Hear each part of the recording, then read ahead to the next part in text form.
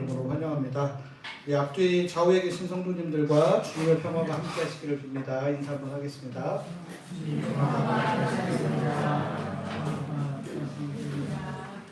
이제 묵상기도 하심으로 오늘 주일 예배를 하나님께 드리겠습니다. 그가 찔림은 우리의 허물 때문이요 그가 상함은 우리의 죄악 때문이라. 그가 징계를 받음으로 우리는 평화를 누리고 그가 채찍에 맞음으로 우리는 나음을 받았도다. 하나님은 영이시니 예배하는 자가 영과 진리로 예배할지니라. 아멘.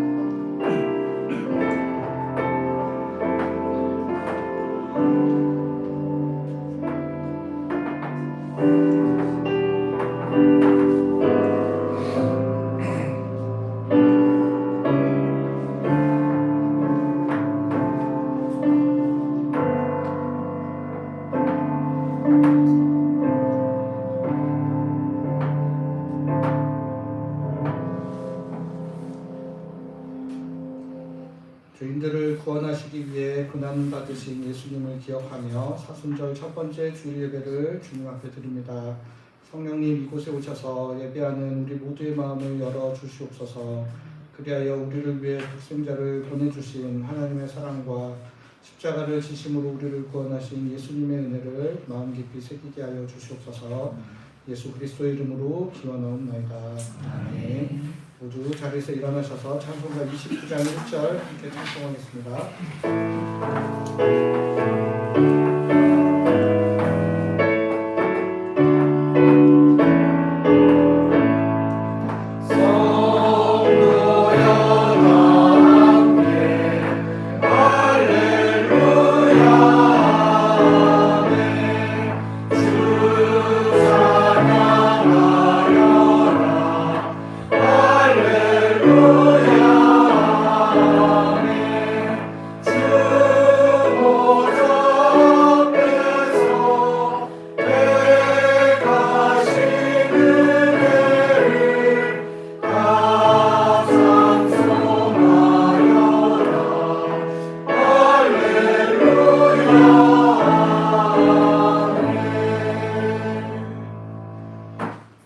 사도신경으로 우리의 신앙을 하나님께 고백하겠습니다. 나는 전능하신 아버지 하나님 천지의 창조주를 믿습니다. 나는 그의 유일하신 아들 우리 주 예수 그리스도를 믿습니다. 그는 성령으로 잉태되어 동정녀 마리아에게서 나시고 본디오 빌라도에게 고난을 받아 십자가에 못 박혀 죽으시고 장사된 지 사흘 만에 죽은 자 가운데서 다시 살아나셨으며 하늘에 오르시어 전능하신 아버지 하나님 우편에 앉아 계시다가 거기로부터 살아있는 자와 죽은 자를 심판하러 오십니다.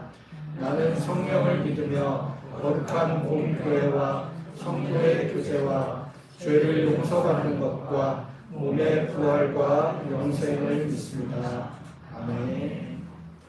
다 같이 자리에 앉으시겠습니다. 사순절이 시작되었습니다. 사순절을 생각하면서 찬양을 같이 드릴 찬양을 골랐는데 이 가사들을 잘 묵상하시면서 같이 이 찬양을 드렸으면 좋겠습니다.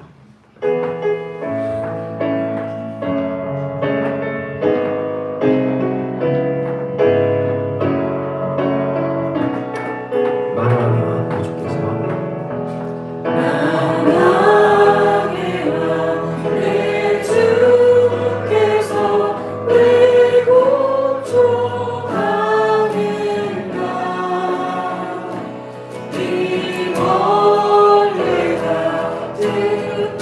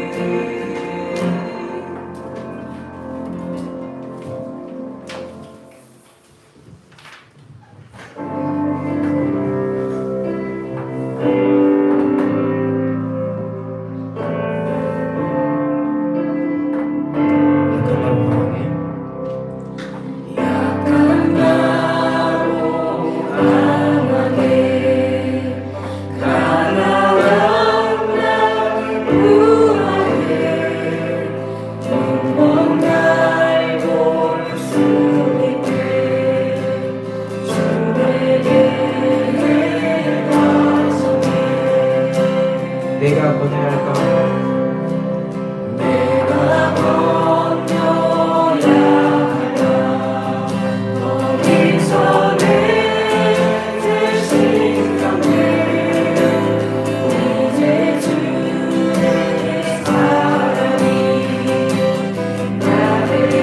향해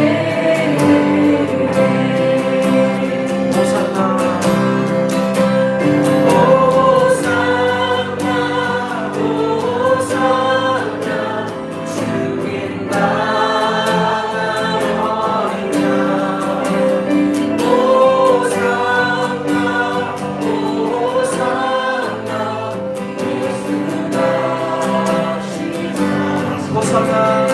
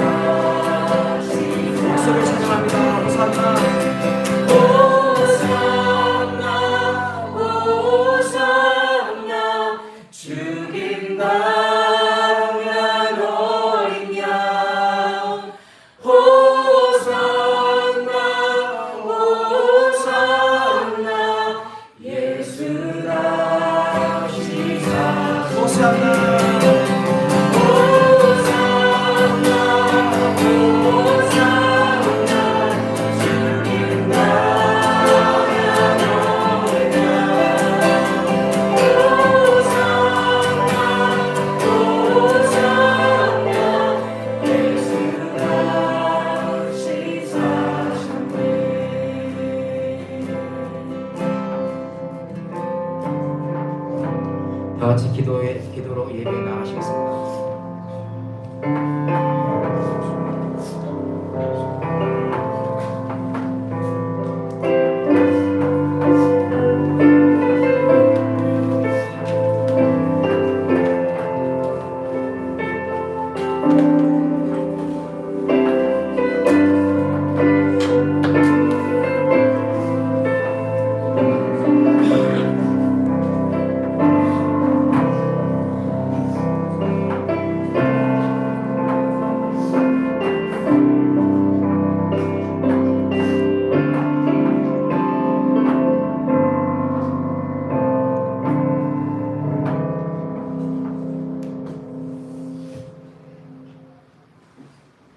언제나 신실하신 하나님 아버지, 오늘 이 예배에 함께 하시고 우리의 간구와 찬양을 들으시며 우리에게 말씀으로 베푸시는 주님께 감사를 드립니다. 아멘.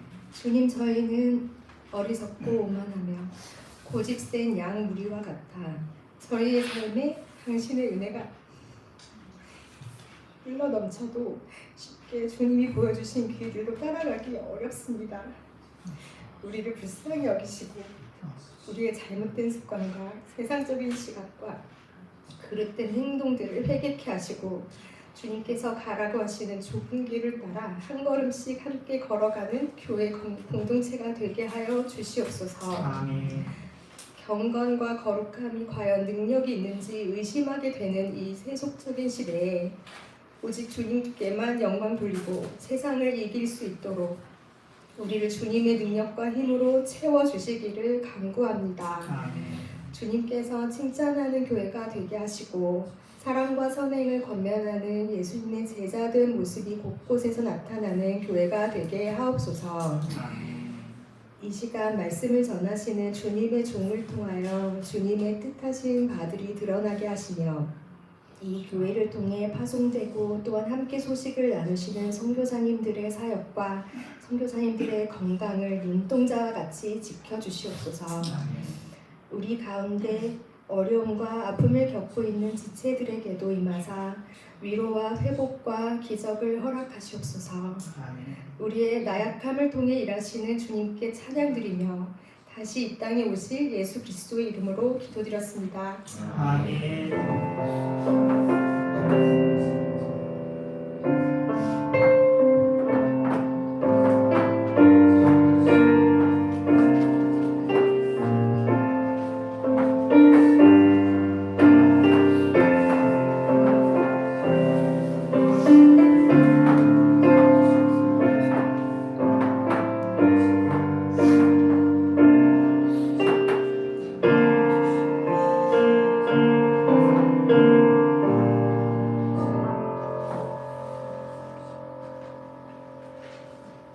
모두 자리에서 일어나셔서 찬송가 218장 1절 함께 찬양하며 봉헌하겠습니다.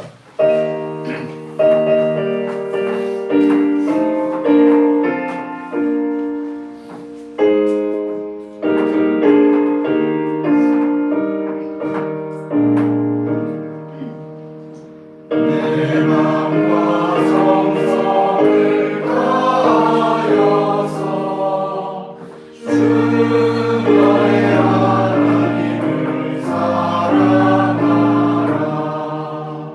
내 몸을 아끼고 살아가는 형제와 이웃을 사랑하라. 주께서 우리에게 명하시니 그 명령 따라서 살아가니.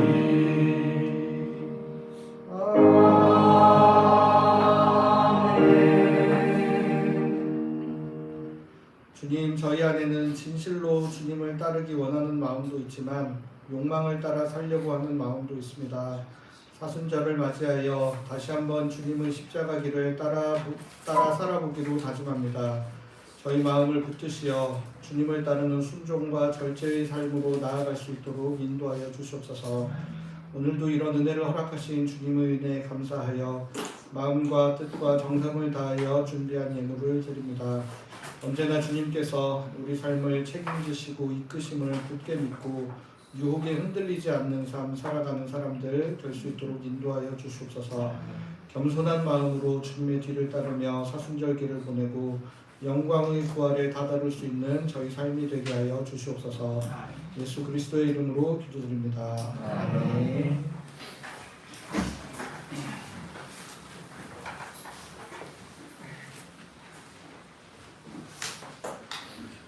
하나님께서 오늘 우리에게 주시는 말씀은 출애굽기 35장 30절에서 35절까지의 말씀입니다.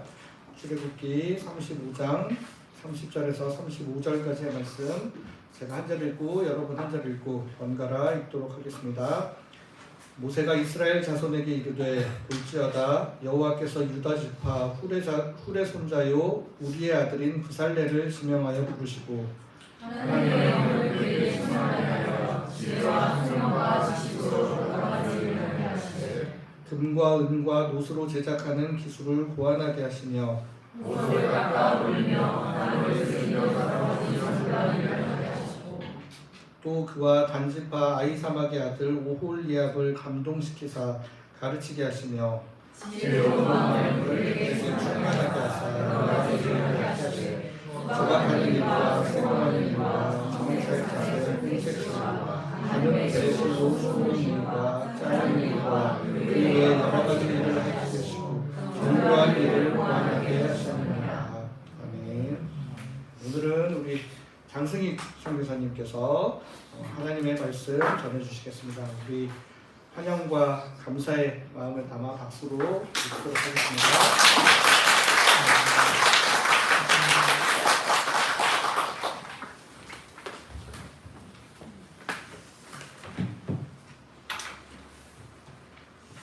네, 사랑하는 성도 여러분 반갑습니다.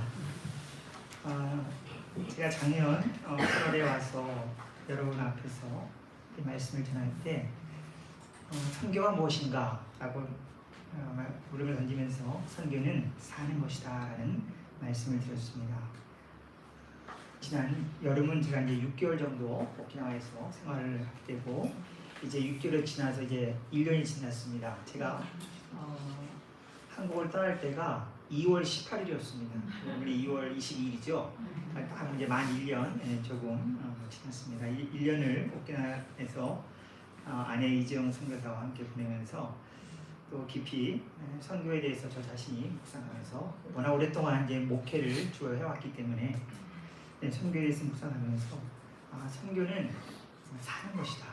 선교지에서 잘 살면 그것이 곧 하나님께 영광이 되고 또 잘 선교하는 것이다. 그런 생각을 갖게 되었고 지금도 그 생각은 변함이 없습니다. 다만 잘 산다는 것이 무엇일까? 여러분들께서도 이제 지금 이제 살고 계시지 않습니까? 근데 이제 도대체 잘 산다는 게 무엇인가? 내가 지난 한 주간의 삶을 돌아볼 때 정말 잘 살아왔는가? 그런 질문을 여러분 드릴 수 있겠죠. 그래서 어디에 있든지 간에 여러분 하나님의 뜻 가운데서 잘 살면 좋겠습니다.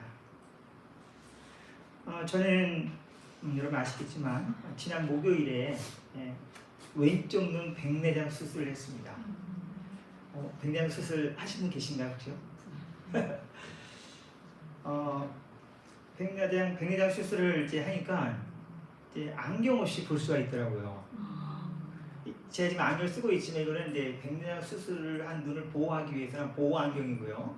도수가 전혀 없습니다. 지금 도수가 없는 안경을 쓰고 있습니다. 그래서 앉아서 이제 여기 앞에 있는 글씨를 읽으니까 야 기적이다. 물론 다른 하나님이 주신 렌즈가 아니라 인공 렌즈, 인공 수정체가 낀 거죠. 다 아시는 것처럼 제가 초등학교 4학년 때 안경을 써서 지금까지 안경 두꺼운 도수에 의존해서 이제 책도 읽고 뭘 봤다면 이제 지금은 이제 안경 없이 도수 없이 어쨌든 이 앞에 있는 글씨를 읽을 수 있다는 게 저 자신에게는 사실 기적입니다.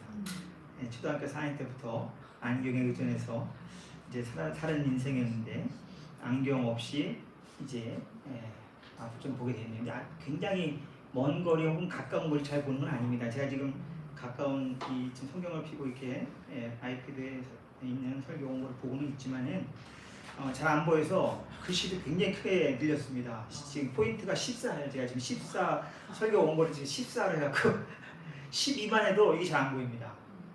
이 렌즈 거리가 그런 게 있기 때문에 지금 14 포인트를 해가지고 이제 글씨가 그나마 이제 좀 보이게 되는데요.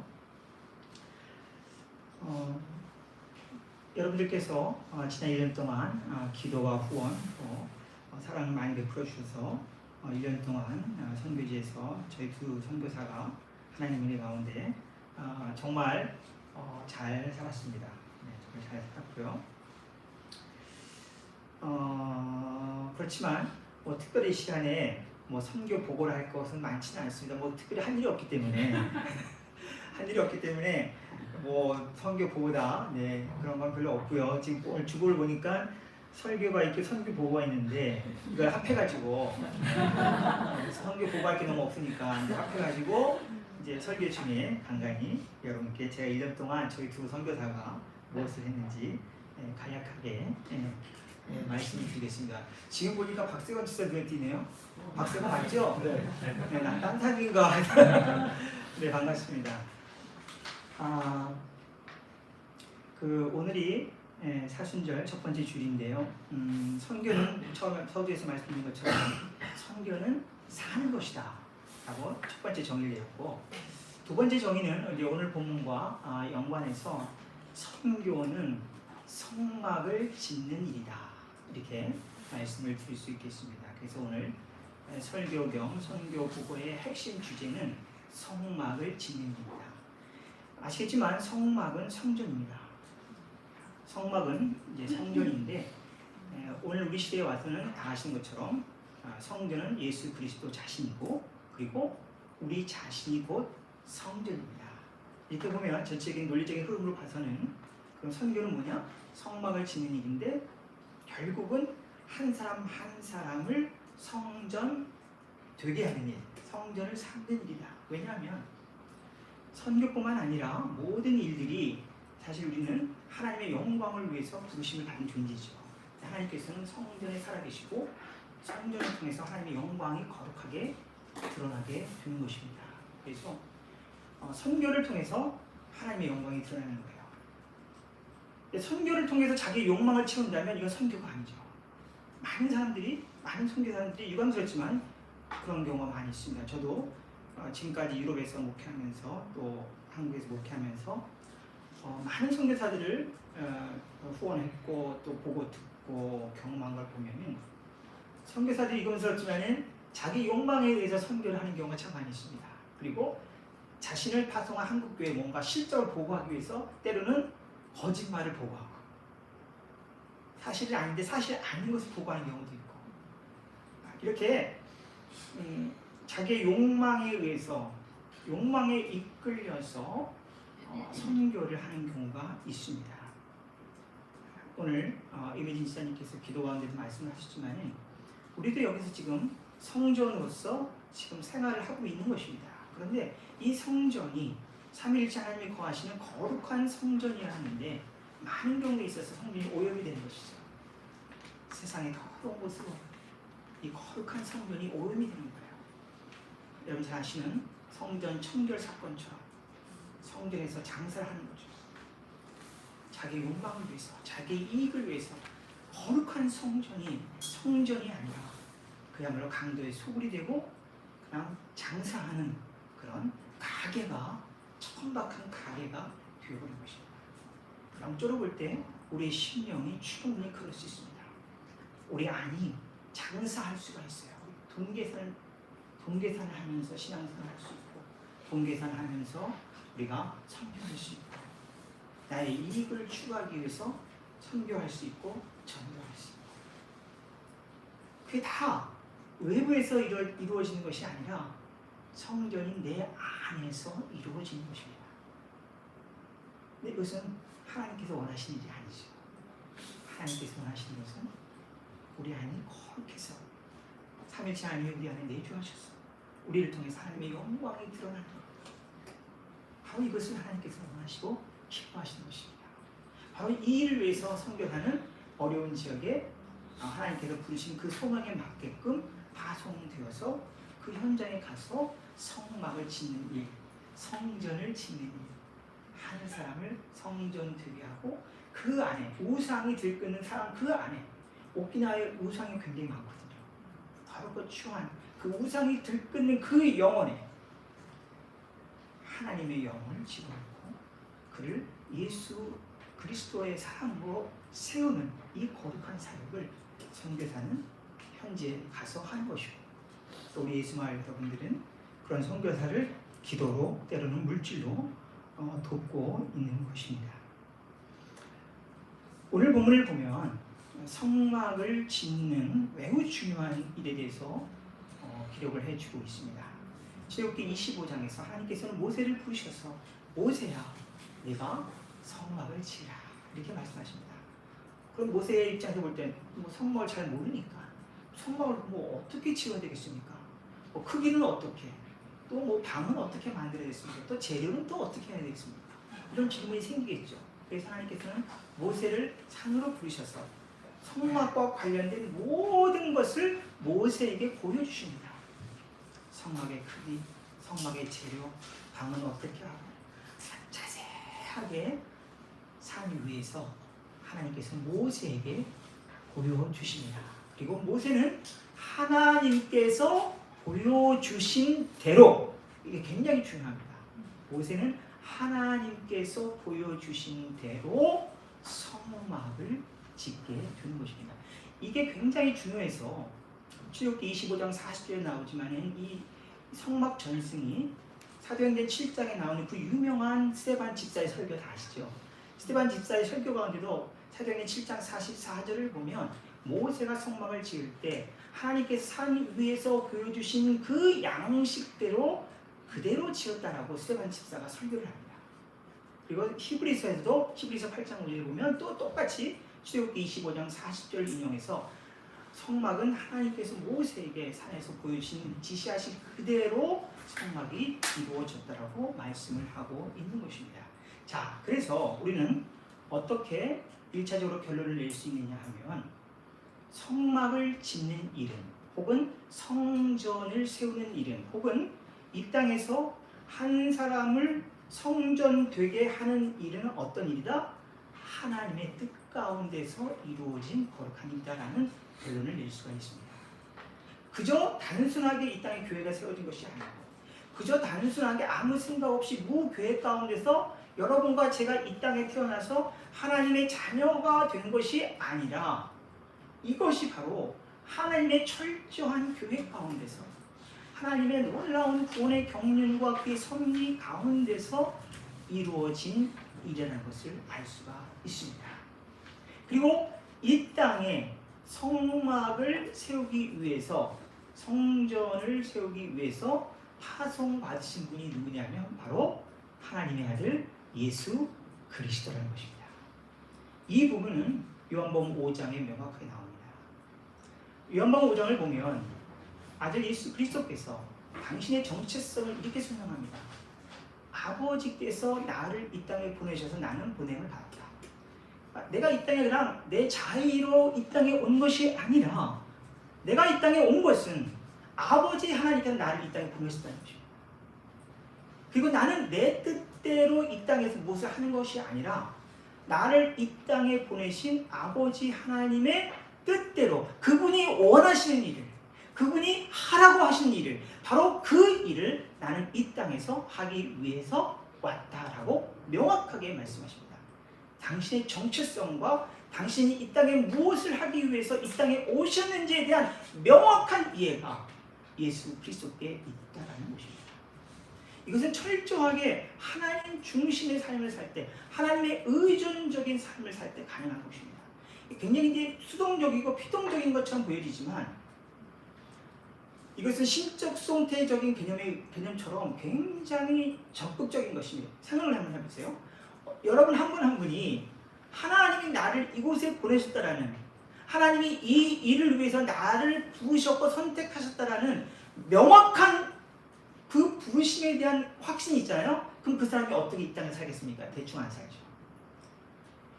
하나님의 부르심에 이끌려서 이 땅에 왔고 그 하나님이 나에게 허락한 분명한 목적과 비전을 그가 갖고 있다면 그는 누구보다도 굉장히 적극적으로 능동적으로 역동적으로 이 땅에서 신앙생활을 자신의 주어진 일들을 감당하게 되는 것입니다. 문제의 핵심은 그 확신이 우리에게 별로 없다는 사실이죠.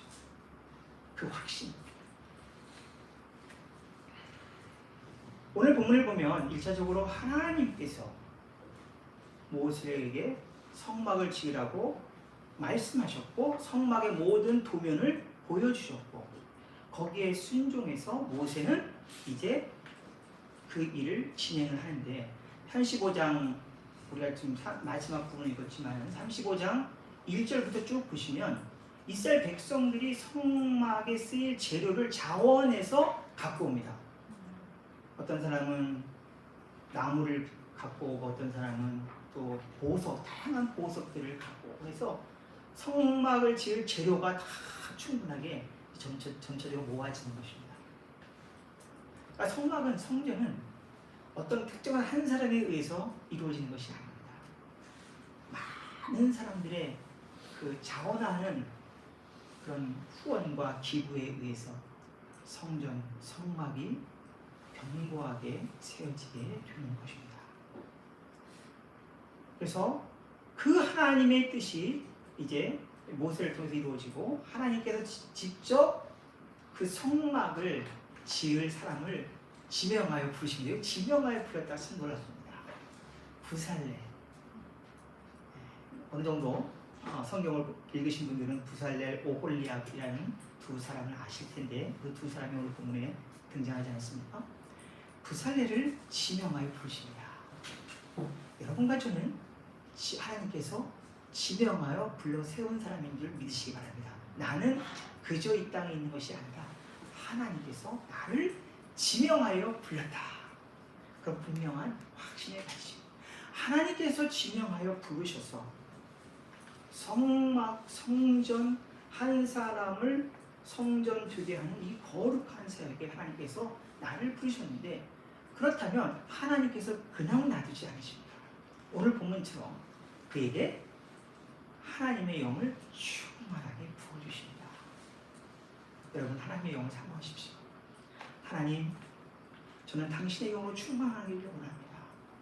그래서 제가 지금 그리스도인으로서 우리 가정과 또 우리가 친척과 제가 서 있는 주변 환경과 이 땅을 정말 성전되게 해서 하나님의 영광을 거룩하게 드러내는 그 거룩한 사역에 정말 제가 쓰임받기를 원합니다. 하나님, 성령으로 저를 충만하게 채워 주시옵소서. 하나님은 부살렐에게 여호와의 영을 충만하게 채워 주셨습니다. 하나님의 영으로 충만해야만 하나님의 일을 제대로 할 수가 있습니다.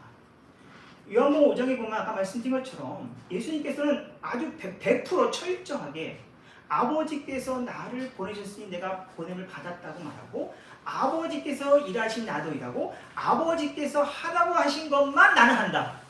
내 자유로 하는 것이 아니다. 이게 무슨 얘기냐면 거의가 아니죠. 100% 예수님은 하나님이십니다. 100% 예수님은 성령이십니다. 하나님이요. 그는 하나님의 영으로 온전히 충만했던 분이십니다. 하나님의 영으로 100% 충만했기 때문에 하나님께서 무엇을 원하시고 하나님께서 무엇을 자기로 하여금 당신으로 하도록 하신 일인지를 정확하게 분별할 수가 있고 거기에 정확하게 순종함으로 그 일을 감당할 수가 있는 것입니다. 오늘 여러분과 제가 수많은 선교사가 선교 현지에서 왜 제 역할을 하지 못하느냐? 하나님의 영으로 충만하지 않아서 그렇습니다. 인간적인 자기 생각이 자꾸만 우리 스스로 괴롭히는 거예요. 내 욕망과 내 생각이 자꾸만 스멀스멀 올라오는 거예요. 하나님의 영으로 점점 충만하기는 참 좋은데, 그러면 하나님의 일을 기쁨과 감사함으로 할 수 있는데, 그렇지 못하니 본인도 괴롭고 주변에 있는 사람도 괴롭고 내가 지금 그리스도인인지 아닌지 제대로 확신도 안 서고 내가 지금 뭘 하고 있는지도 잘 모르겠고 이런 생각을 하게 되는 것이죠. 하나님의 영으로 충만하면 우리는 하나님이 나를 부르셨다는 그 확신을 서게 되고 그 확신 속에서 하나님께서 기뻐하시는 일을 하게 된다는 것입니다. 하나님께서 부살렐에게 하나님의 영으로 충만하게 해서 지혜와 총명과 지식으로 여러 가지 일을 하게 하시고 32절 말씀 보면 금과 읍과 노트로 제작하는 기술을 보완하게 하시고 33절 정교한 일을 하게 하셨습니다. 우리 예수 말에도 이 부살렐과 같이 여러분 한 분 한 분이 그런 사명을 잘 감당할 수 있고 지금도 하고 있습니다. 하나님께서 어떤 사람에게는 지혜를 주시고 총명함을 주시고 하나님을 아는 지식도 주시고 또 여러 가지 일들을 잘 하게끔 기술도 보완하도록 그런 또 과학적인 그렇죠? 머리도 주시고 우리 예수 말에 사람들은 많지 않지만 아주 다양한 능력 있는 사람들이 다 이렇게 함께 모여 있다는 거죠. 하나님은 그저 당신의 영으로만 충만하게 하신 것이 아니라 오늘 주신 말씀처럼 지혜와 총명과 지식으로 여러 가지 일을 하게 하십니다. 그래서 하나님의 성전이 견고하게 세워져 가는 것입니다. 함께하는 교회 예수 마을이라는 성전이 견고하게 세워져 가는 것입니다. 부살렐처럼 하나님의 영으로 충만할 때는 자기 생각은 점점점 줄어드는 것입니다. 자기의 욕망은 줄어드는 것입니다. 신앙생활이라는 것은 그거예요. 하나님을 정확하게 알면 내가 누구인지를 명확하게 알게 됩니다. 하나님을 알고 내가 누구인지를 알게 되면 내가 왜 이 땅에 태어났고 내가 이 땅에서 할 수 있는 최고의 일이 무엇일까? 여러분 한번 생각해 보세요. 한 인간이 이 땅에 태어나서 할 수 있는 최고의 일이 무엇입니까? 어떤 지위에 올라가는 거예요? 돈을 많이 버는 거예요? 아니죠. 온 우주 만물을 창조하신 그 창조주 구속주가 되시는 그 아버지 하나님의 영광을 드러내는 일을 한다는 것. 여러분 이거만큼 놀라운 특권이 어디 있어요? 여러분 한 분 한 분이 이 놀라운 특권을 하나님으로부터 부여받은 자인 줄 믿으시기 바랍니다. 우리는 그런 사람입니다. 쪼잔하게 그렇게 막 째째하게 인생을 그렇게 살 필요가 없습니다. 내가 어떠한 존재인가? 자긍심을 가지시고 나는 하나님의 거룩한 백성으로서 이 땅의 성막을 완성하기 위해서 하나님께서 나를 지명하여 부르셨다는 분명한 그 확신, 그 확신을 여러분 가지실 수 있기를 바랍니다. 근데 이것은 혼자 할 수는 없어요. 동역자가 필요합니다. 34절 말씀 보면 동역자,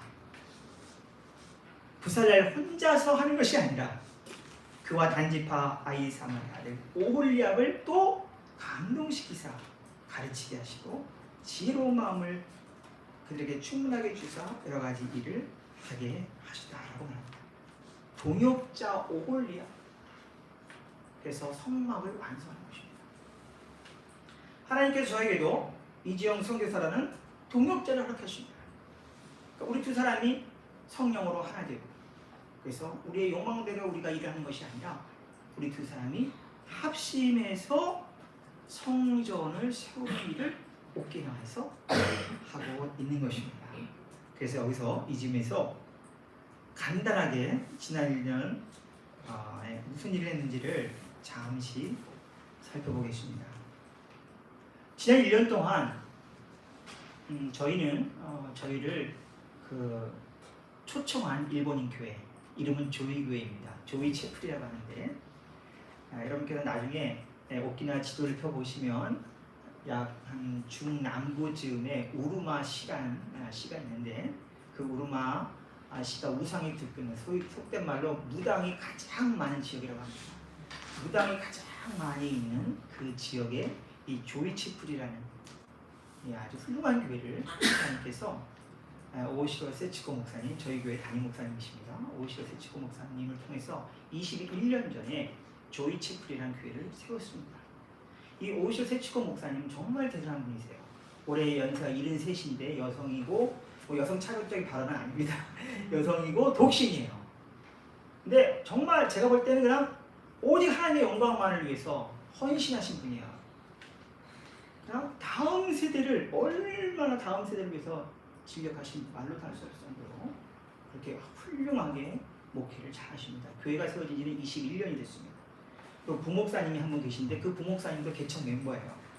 그 개척 멤버 두 목사님이 열심히 해서 교회가 이렇게 진짜 부흥이 되고 아이들이 많습니다. 유아 청소년이 많아서 교회가 쉽게 먹어랍니다.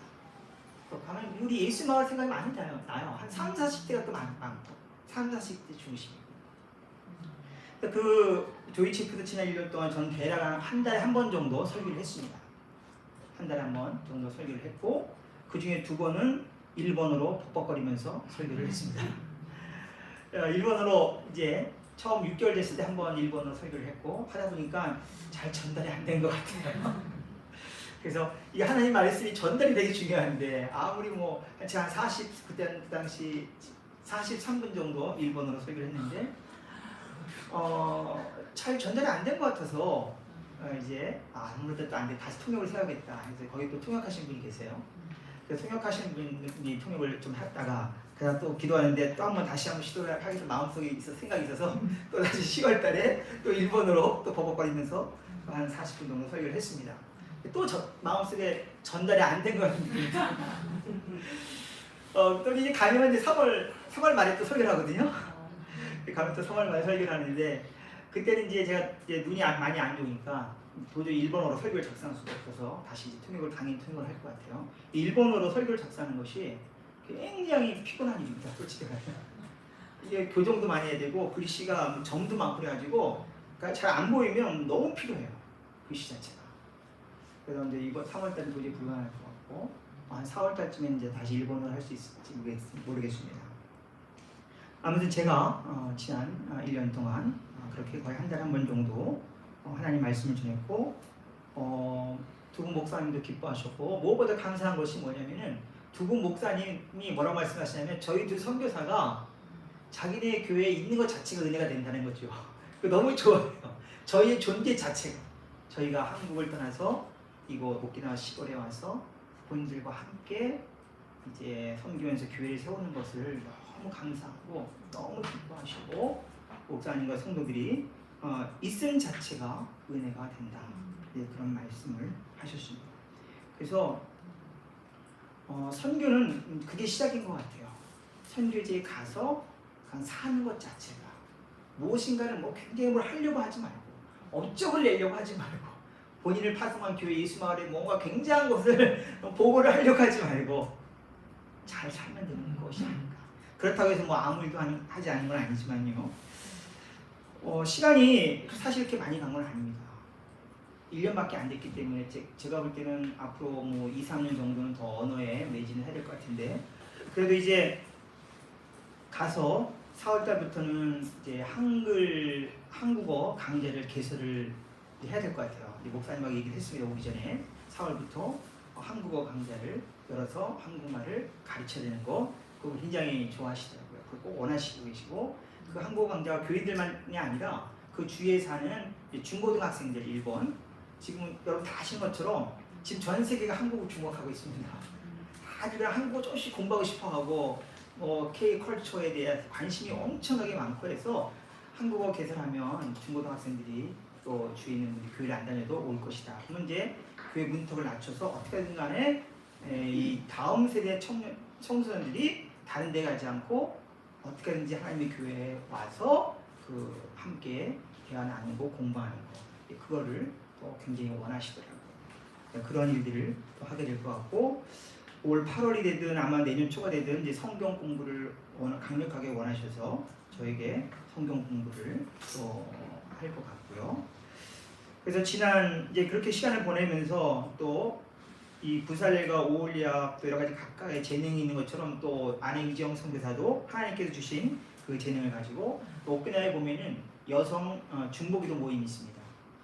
우리 한국인 선교사 여성 중보기도 사역이 있는데 또 아내 이지영 선교사도 그 중보기도 사역에 참여해서 굉장히 중요한 중보기도 사역을 감당하고 있습니다. 그래서 오키나와의 이제 저희 조이채플 담임 목사님도 그렇고 오키나와의 재부흥 리바이벌을 위해서 굉장히 기도를 많이 하십니다. 과거에 오키나와가 영적으로 굉장히 부흥이 됐던 시절이 있었다고 합니다.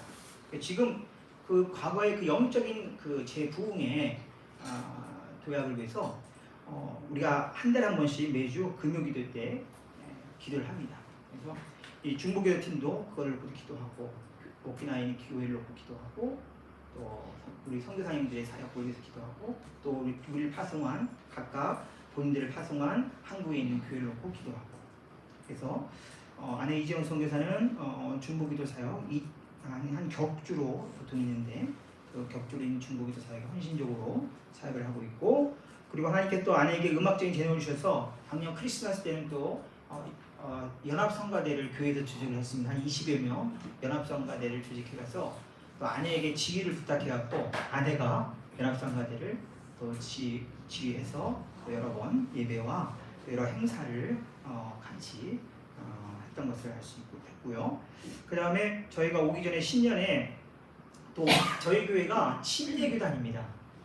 그런데 침례교가 일본 전체 침례교단 연합체가 있고 오키나와 자체 침례교 연합체가 있습니다. 그래서 이번에 지난 2월 8일에 오키나와 자체 침례교 연맹 결성 70주년이었다고 합니다. 그 70주년에서 오키나와에 있는 침례교단이 다 연합해서 큰 행사를 했습니다.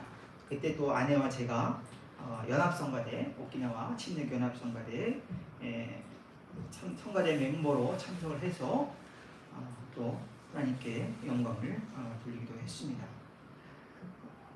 그렇게 이제 우리가 살면서 교회에 적응하면서 하나님께서 무엇을 원하시고 하나님께 저희 두 사람을 통해서 어떤 일을 하기를 원하시는지 저희가 하나님의 음성과 하나님의 뜻에 귀를 기울이고 있습니다.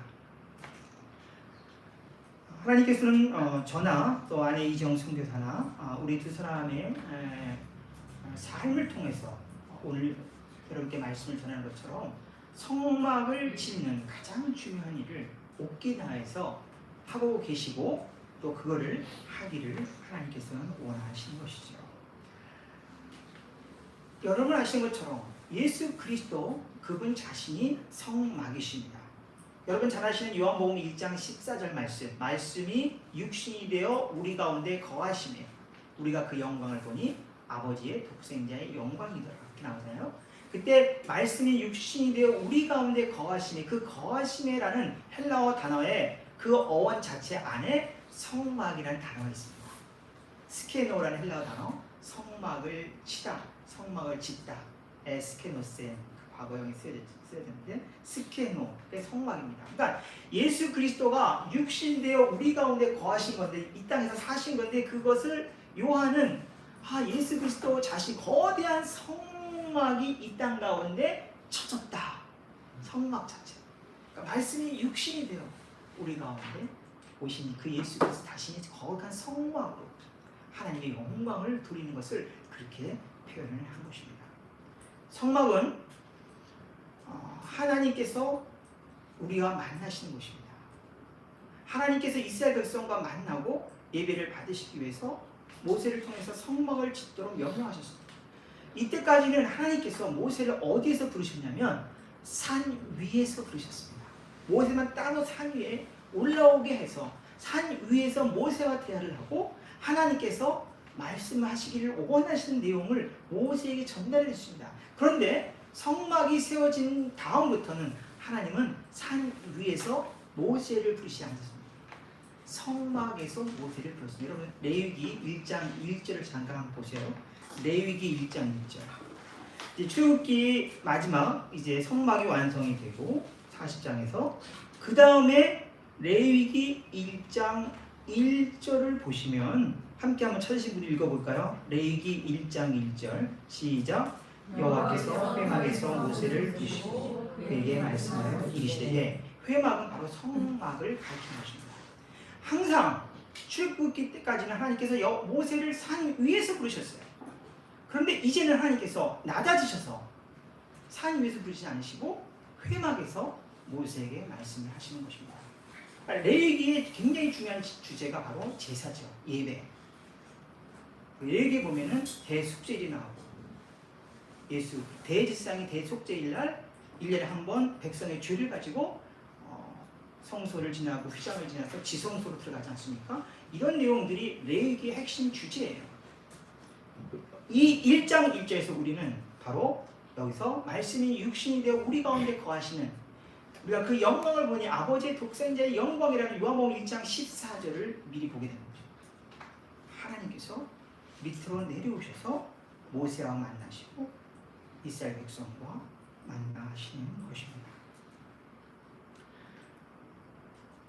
마지막으로 굉장히 중요한 것이 뭐냐면 구살레가 오홀리압 성령으로 감동이 되지 않습니까? 그리고 이들이 나 성막 짓기 싫습니다.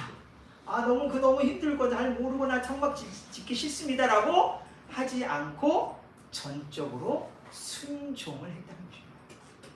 순종을 통해서 성막이 완성이 되고 완성이 된 성막을 통해서 하나님의 영광이 드러나게 되었다는 것입니다. 이 부분에서 순종이 얼마나 중요한지를 알 수가 있습니다. 예수 그리스도의 순종으로 이 땅에 거룩한 교회가 세워지고 예수 그리스도의 철저한 순종으로 인해서 죽기까지 순종하심으로 인해서 여러분과 제가 태어난 것 아니겠습니까? 이 시간도 하나님께서 여러분에게 말씀하실 것입니다. 이 출애굽기 말씀을 통해서 또 설교를 통해서 이 시간 하나님께서 여러분의 마음을 두드리고 계실 것입니다. 뭔가 하나님의 음성이 내게 있다는 것을 우리는 예배를 통해서 깨달을 수 있어요. 왜냐하면 이 공간은 단순한 공간이 아니라 하나님의 영으로 충만한 공간이기 때문에 하나님의 영이 운행하시는 거룩한 공간이기 때문에 거룩한 시간이기 때문에 깨어있는 성도에게 하나님께서 이 시간 말씀하십니다. 내가 너를 짓기 위하여 사랑하는 내 아들을 이 땅에 보냈다. 내가 너를 얼마나 사랑하는지 너는 아느냐. 요한복음 3장 16절에서 하나님이 세상을 이처럼 사랑하사 독생자를 주셨습니다. 왜 독생자가 이 땅에 오셨습니까? 하나님께서 독생자를 보내신 그 근본 밑바탕 동의는 사랑입니다. 그러므로 성막은 사랑 없이는 지을 수 없는 것입니다. 사랑. 한 사람을 하나님의 거룩한 성전 되게 하는 일이 얼마나 중요한 일입니까? 근데 이게 그렇게 단순하게 이루어지는 것이 아니에요. 철저한 사랑. 내 자존심도 내려놓고 나의 욕망도 내려놓고 나를 부인하는 집요한 과정. 때로는 1년, 5년, 10년, 20년, 때로는 30년. 그 사랑이 상대방에게 제대로 전달되기까지 얼마나 많은 시간이, 얼마나 많은 인내가 필요한지 누구도 제대로 알 수가 없어요. 하나님만이 아시겠죠. 일본에 가서 많이 듣는 이야기 중에 일본 그리스도인들은 한번 세례받고 제대로 된 그리스도인 되기가 쉽지 않다. 어떤 목사님이 그러시더라고요. 교회를 20년 다녔는데 세례를 안 받는다는 거예요. 그 교회를 20년을 다녔는데 대충 다닌 것도 아니고 열심히 다녔다는 거죠. 열심히 다녔는데도 그 영혼이 예수님을 자신의 생명의 군세대로 온전한 그리스도인으로 받아들이고 그리스도인으로서 온전히 이 땅을 살아가는 것이 쉽지가 않다. 자기네들의 조상 부모가 믿었던 전통 종교가 있고 불교가 있고 신교가 있고 그 이교 우상이 있고 그것이 자식에게까지 계속 자식을 그렇게 붙잡고 있는 거예요. 자식도 거기에다 매어가지고 교회를 다니기는 하는데 제대로 온전한 신앙고백을 하지 못하는 거죠. 한 인간이 온전한 성전이 되는 것이 이렇게 힘들고 어려운 일입니다. 그러므로 하나님이 우리를 사랑하셔서 당신의 아들을 이 땅에 보내시고 십자가에 죽기까지 우리 주님도 그 하나님의 뜻에 복종하시고 그래서 하나님의 영광이 진정한 성전 되신 예수 그리스도를 통해서 드러난 것처럼 바로 여러분같이도 성전으로서 하나님의 영광을 거룩하게 드러나는 사역 그 일을 위해서 우리가 오늘 살고 있는 것입니다. 한 인간이 이 땅에 태어나서 나 돈 좀 많이 벌기 태어나서 얼마나 유치해요. 나 높은 자리에 올라가기 위해서 나 태어난 거야. 내 이런 목적은 내가 어떤 자리에 올라가는 거야. 얼마나 유치해. 인간이 그 정도 가치밖에 안 되겠어요.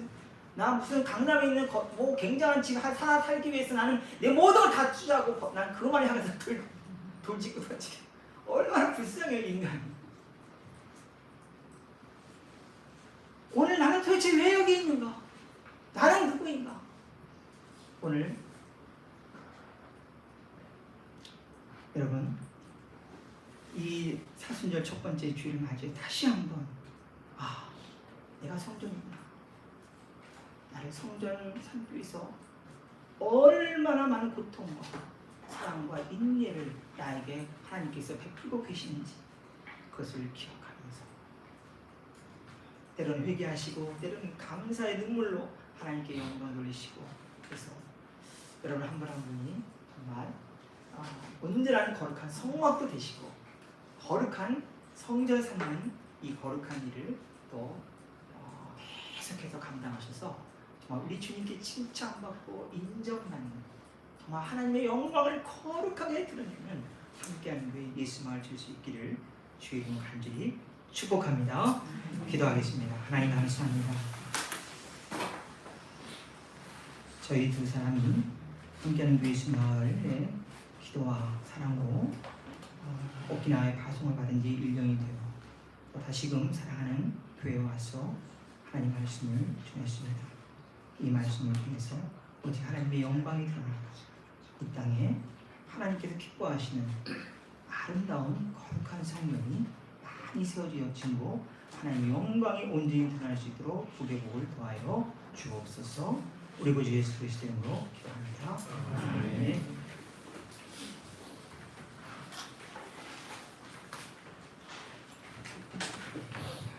우리 이 시간 찬송가 228장 1절과 4절 함께 부르며 성찬식 진행하겠습니다.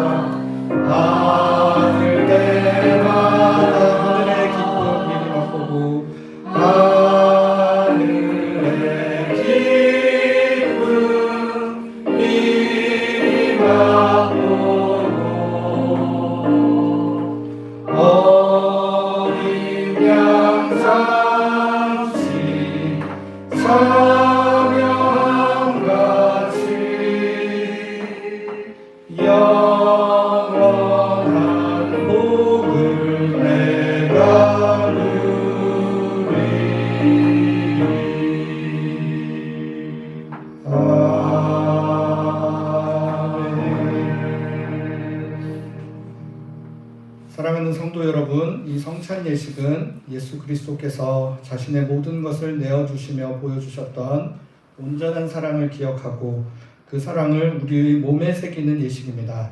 성령 하나님께서 이 시간 함께 하시어 우리가 이 성찬에 참여할 때 예수 그리스도의 생명과 사랑이 우리 안에서 온전히 되살아나는 은혜가 있기를 바랍니다. 이 시간 제가 성령의 임재를 구하는 기도를 드리도록 하겠습니다. 성령 하나님, 이 시간 이 성찬 가운데 함께하여 주시옵소서.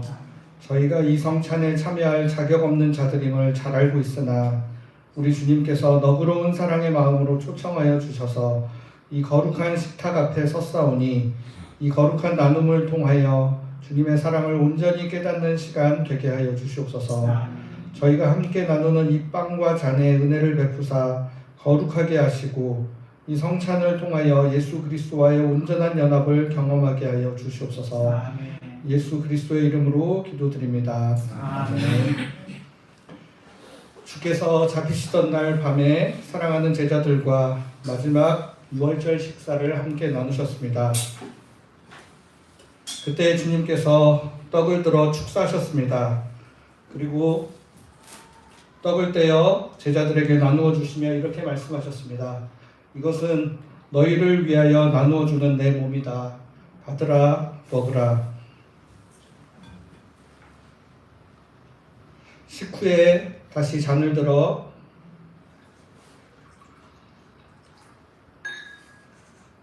하나님께 감사 기도하시고 잔을 나누어 주시며 이렇게 말씀하셨습니다. 이것은 너희를 위하여 흘리는 나의 피, 곧 새 언약의 피다. 이것을 마실 때마다 나를 기념하라 말씀하셨습니다. 여러분, 우리가 사순절을 시작하며 주님의 몸과 보혈에 참여합니다. 세상의 많은 사람들은 내가 살기 위해 다른 사람들을 희생시키고 나도 살아야 하니 어쩔 수가 없었다고 이야기합니다. 그러나 예수님께서는 자신의 생명을 내어주시며 너희가 살아라 말씀하셨습니다. 이 성찬은 바로 그 예수님의 사랑의 결정체입니다. 우리가 이 성찬에 참여한다는 것은 예수님의 그 사랑을 우리의 몸에 체화시키겠다는 결단입니다. 우리 삶에서도 예수님께서 보여주신 이 사랑이 나타나기를 소원합니다. 이런 성찬의 의미를 기억하며 같이 성찬에 참여하도록 하겠습니다. 우리 이경미 권사님부터 앞에 계신 분들 이렇게 나오셔서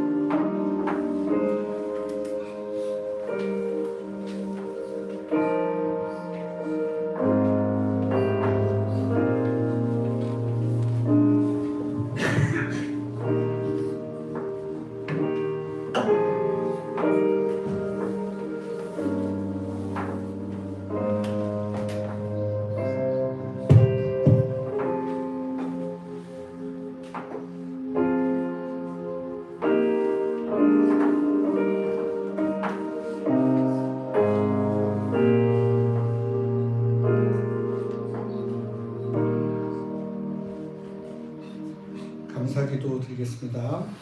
사랑하는 하나님, 오늘 거룩하신 예수 그리스도의 생명을 함께 나누는 성찬에 참여하는 은혜를 허락해 주시니 감사합니다. 무엇보다 자신을 내어주기까지 우리를 사랑하시는 하나님의 은혜를 깊이 깨달을 수 있는 은혜를 주셔서 감사합니다. 우리에게 보여주신 주님의 그 사랑을 몸에 새기고 세상 가운데서 그리스도의 사랑을 드러내며 살아가는 사람들 되게 하여 주시옵소서. 예수 그리스도의 이름으로 기도드립니다. 아멘. 모두 자리에서 일어나셔서 가수는 찬양 찬송가 415장 함께 찬송하시고 장승희 선교사님 축도로 예배를 마치겠습니다. 아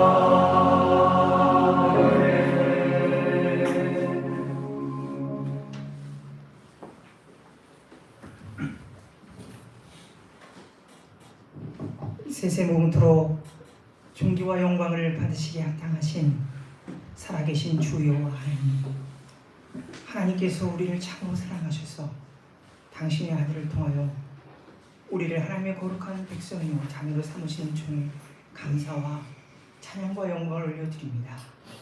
오늘까지 살아온 것이 다 하나님의 은혜입니다. 하나님, 함께하는 교회 예수 마을이 하나님 기뻐하시는 온전한 거룩한 성전으로 세워지기까지 주의 성령으로 늘 함께하여 주시기를 간절히 간구합니다.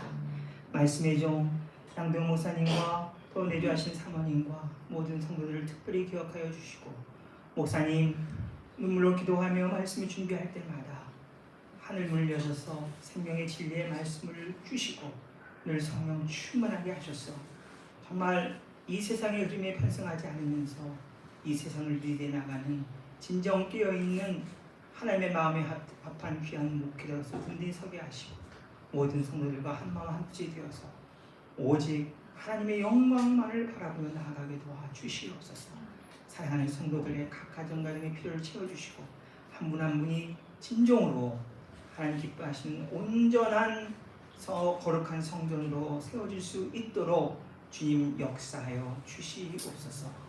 이제는 교회의 머리가 되신 우리 구주 예수 그리스도의 은혜와 하나님의 사랑과 성령의 교통하심, 모임들 가운데 참여하지 못한 교우들 가운데 이 땅과 사랑하는 조국 남북한 위에 한국 교회 위에 이제로부터 영원까지 함께 하시옵기를 간절히 축원하옵나이다. 아멘.